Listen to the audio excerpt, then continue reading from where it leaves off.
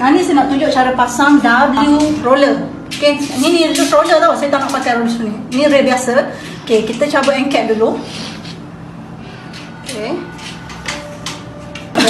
Buang end cap. Okay, buang. Loose roller ni kita tak mau. Okay, buang dulu. Okay, kita ganti dengan W roller. Mana W roller kita? Okay, ini W roller. Okay. So, W roller ni banyak jenis. Ada yang kalau you beli jenis yang besar, you tak boleh pakai rail yang biasa. Okay, sekarang ni kalau you pakai roller yang biasa, rail biasa, nampak. So, dia lebih, size dia lebih kurang.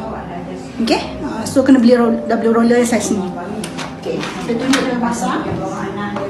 Okay, W roller yang kita pasang ni wajib kena. Okay, tak boleh ganjil. Okay, so kita masuk satu per satu.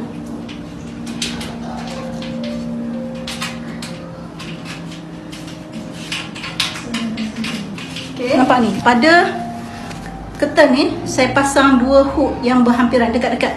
Saya tak jarak Kenapa? Hook yang pertama ni saya akan pasang pada angkat. Oh, pada tu yang mati tu. Yang mati sebab kita nak matikan. So yang kedua ni sini pasang pada W roller yang pertama. So the next one seterusnya satu hook, satu W roller. Jangan skip. Okay? Satu-satu. Okay, so untuk yang ni, yang pertama tu kita keluar yang ke dalam, keluar ke dalam, keluar ke dalam, keluar. Bila kita nak ikat, okay, ni betul-betul kan ikut flow dia, ikut lengkung dia ataupun ikut wave dia. Nampak? Tekan macam tu. Okay, kalau you nak dia lagi cantik, bawah ni you ikat.